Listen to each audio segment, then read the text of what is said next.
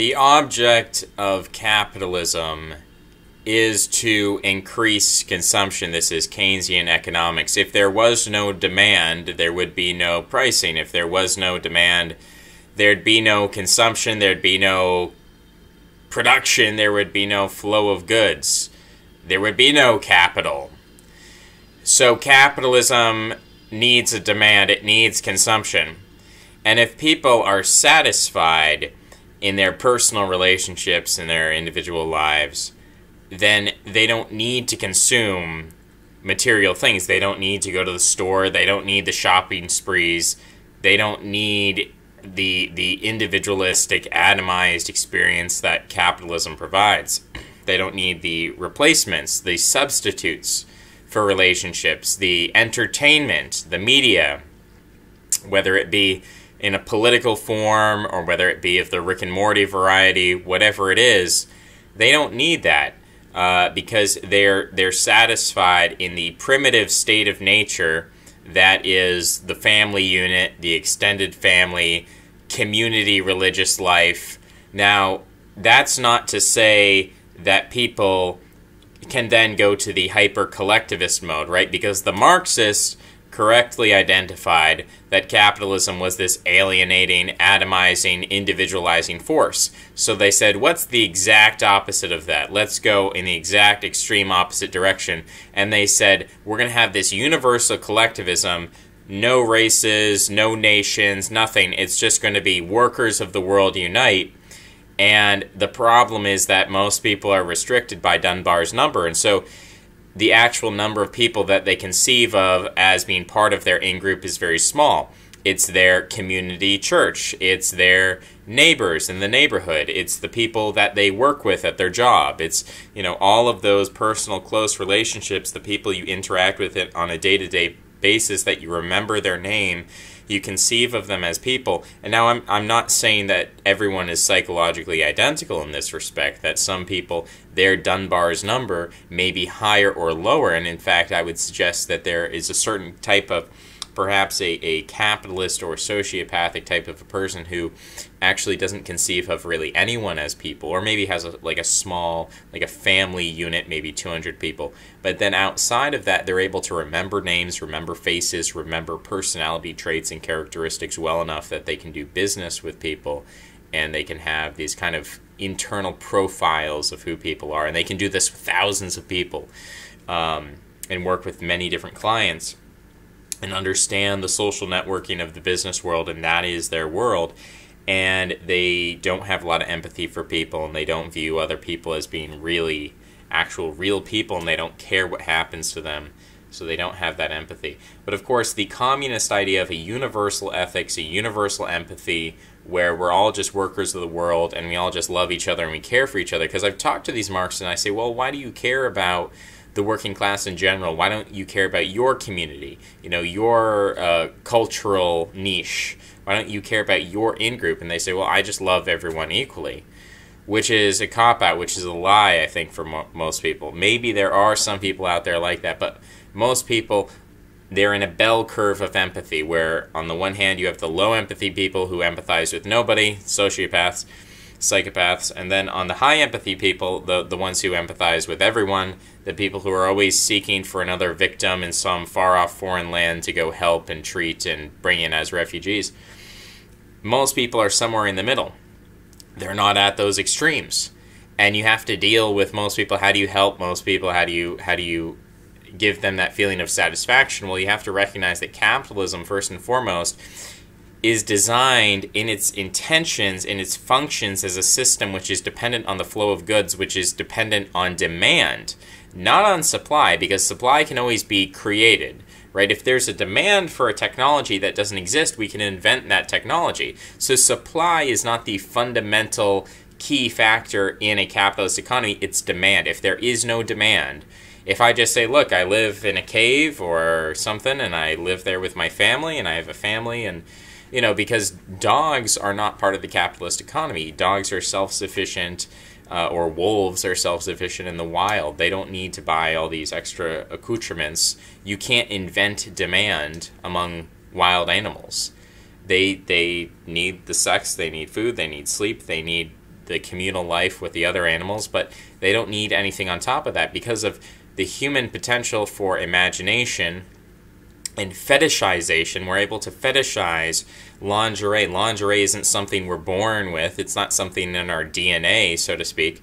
But we're able to fetishize objects and gain a desire, gain a demand for things which are not necessary for our immediate ancestral genetic survival. And that's what capitalism depends on, is the creation of demand. You're able to create a need for something where previously there was no need.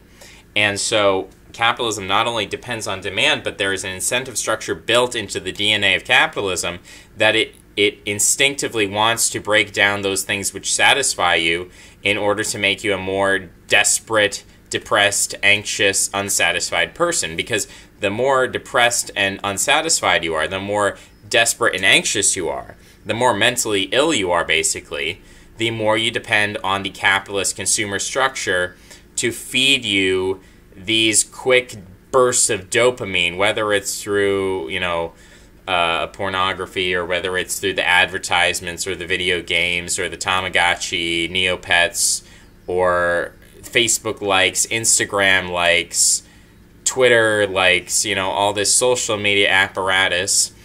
All of that is built around giving a quick burst of dopamine to people who are deeply unsatisfied, who can't get it any other way. So they want to break down religious communal life. I'm not talking about religion in the grandest sense. I'm not talking about philosophy. I'm talking about communal bounds with other people in your neighborhood.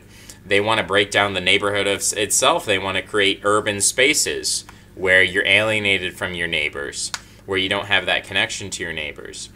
They want to create, this ethnically as well. We know that people who live in very diverse neighborhoods, their closest friends statistically are going to be of their ethnic group.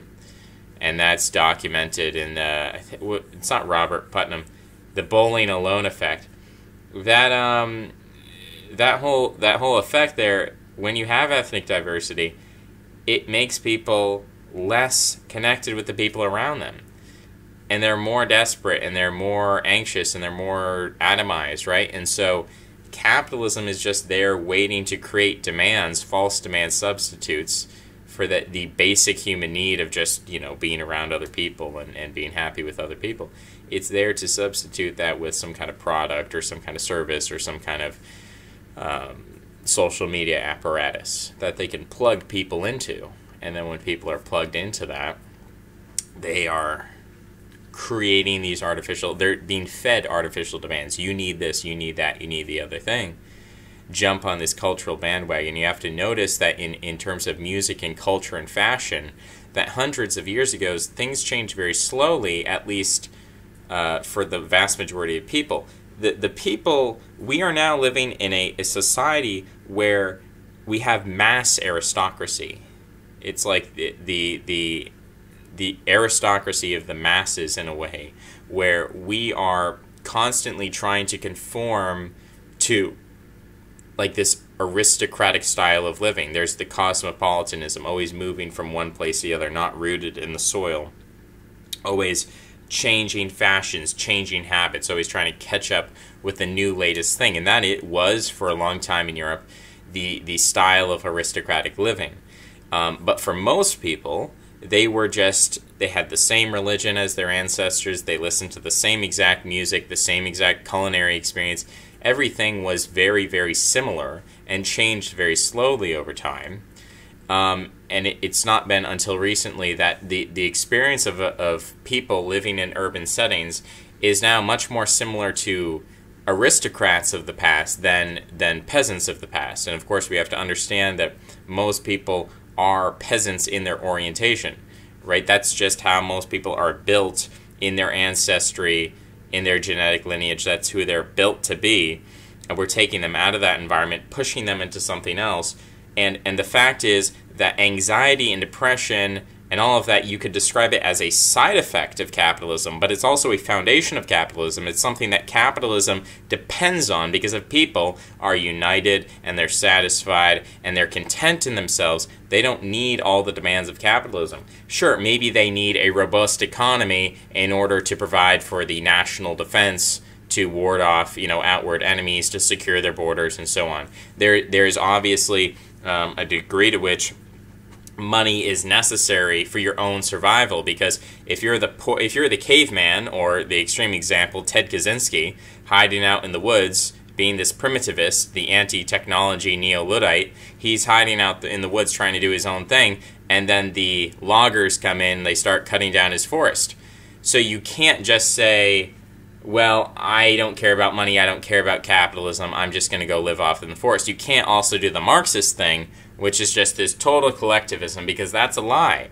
People don't operate that way. And if you tell the lie that people are universalistic, that people can empathize with anyone from any ethnic group, any religious group, any cultural group, right, then none of that matters, then one of two things is happening. You're knowingly telling the lie for an ulterior motive, which was the case with a lot of early communists, or you're fooling yourself and you're being used by someone who understands that it is a lie, and they're using you because you're the useful idiot, and they're really promoting communism as a way to protect their minority interests, whether those are ethnic, sexual, religious minorities.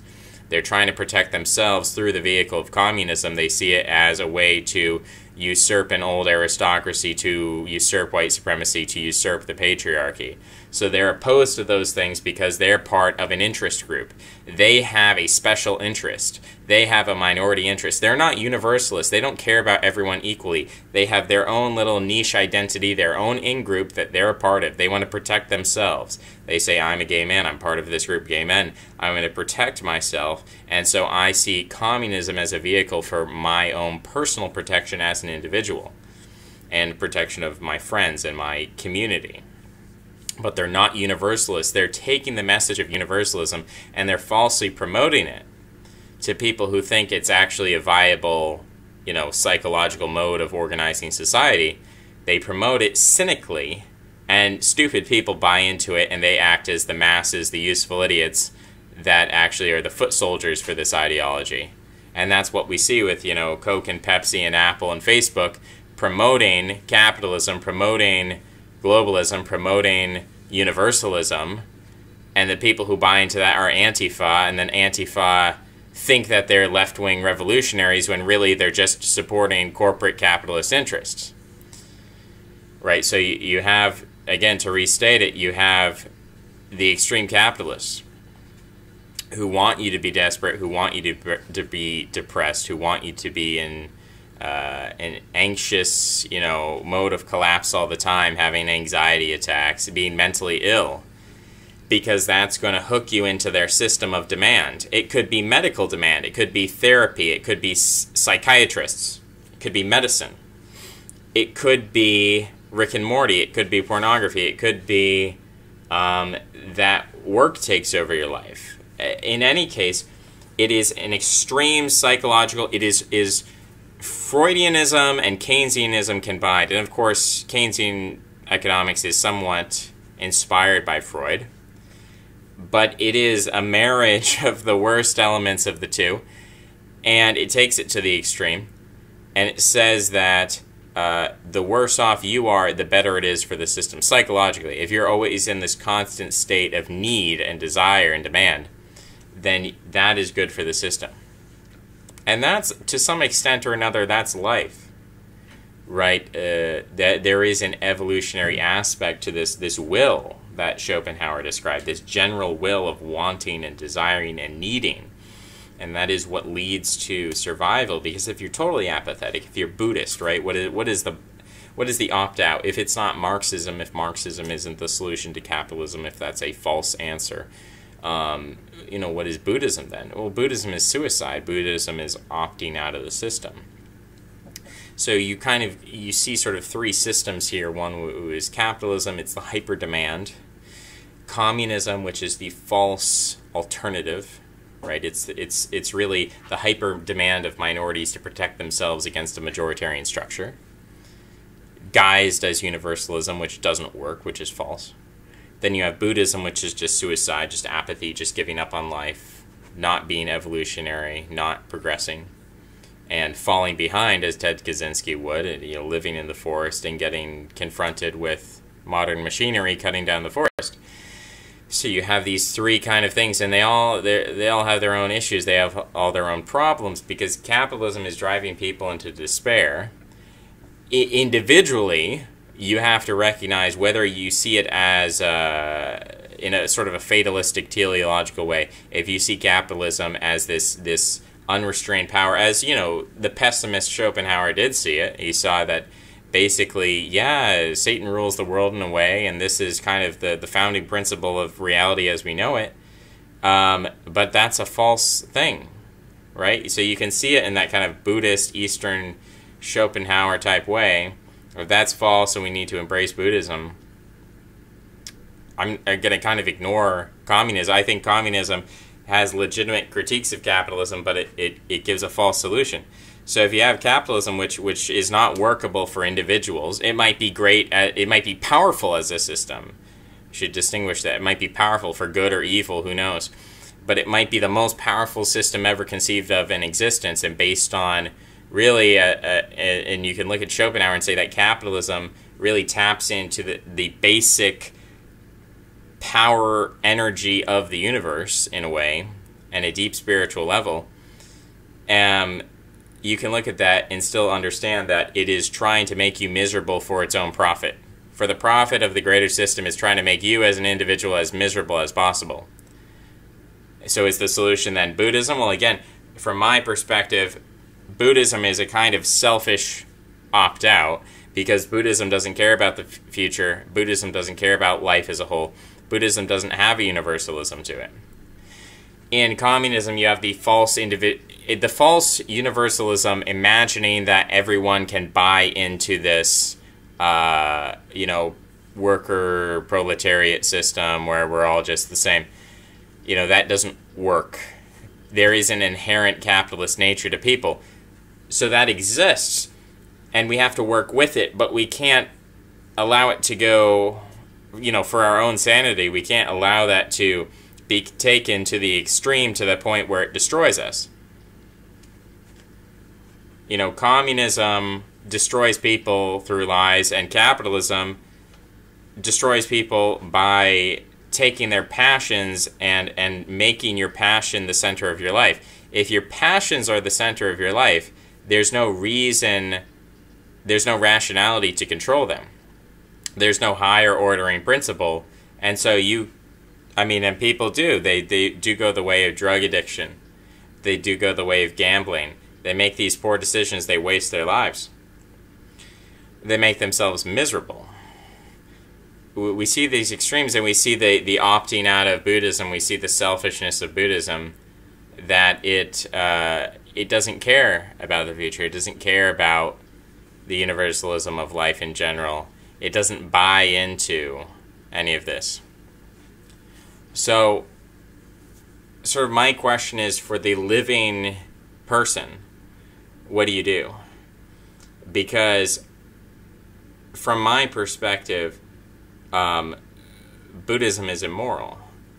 There is no altruism in Buddhism in the fact that it says, well, if the whole world is going to go to hell, then that's just an illusion, and I'm just going to sit here and be detached from everything. And that it's so cynical. It's so the idea that life is suffering, okay, but is there not some beauty in suffering? I think what capitalism does is it takes the principle that life is suffering and it embraces the idea of suffering to the point where it becomes sadistic. And there's no balance between the two. So my question is, how do we achieve that balance where we don't just go full Buddhist and say, who cares about the world? Let's just gain that nirvana for ourselves. But then you have capitalism, which says, let's increase suffering so as to promote the drive, the demand of the entire system. Both of those, I think, are, from a moral standpoint, not satisfactory. So there has to be some middle point where you say the center, the focus should be relationships, right? Buddhism has a kind of individualism, a kind of atomization to it where it says, I'm just in myself trying to achieve nirvana.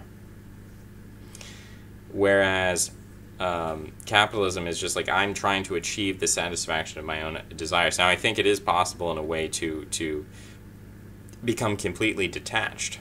But it's not possible to satisfy your desires. If it were possible, they wouldn't be desires, they would be objectives. Your desires are not objectives, they're desires, they're unquenchable.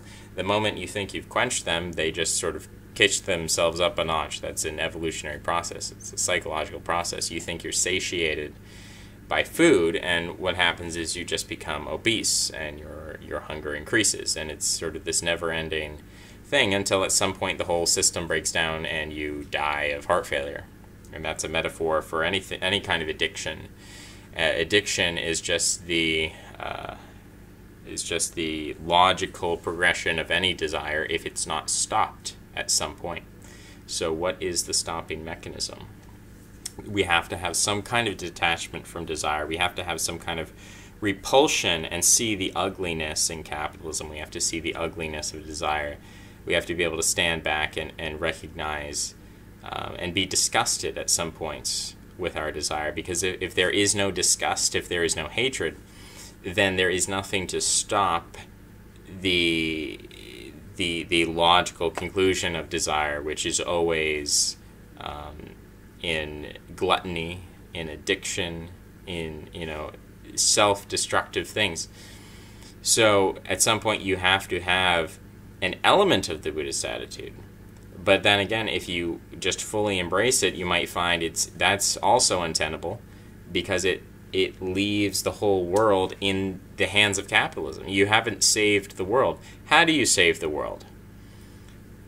It's relationships. I'm repeating myself, but it is relationships that you have a concentric circle of relationships. You start with the people who are closest to you. It might be your business partners, your family, your closest friends, your relatives, the people who are in your religious community, the people who believe the things that you do, who think the same that you do, come from the same ethnic group as you. This is your core group of people, the tightest part of your concentric circle, but it moves outward through your region and your nation and your civilization outward to humanity and life in general.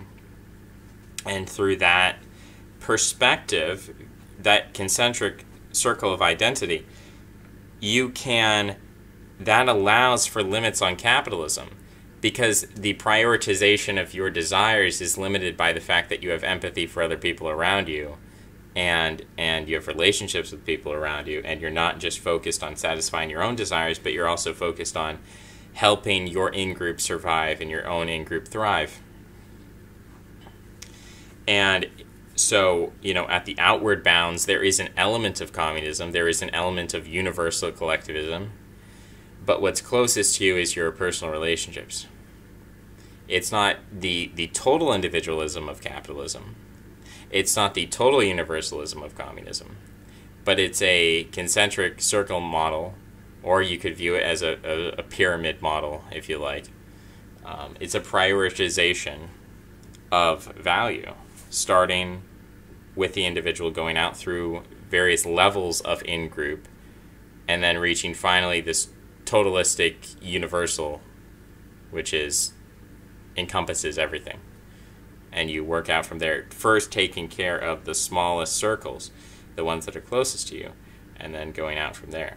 And if you only care, ultimately, in-group preference, if taken to the extreme, leads back to the individualism, leads back to capitalism. It's not a solution.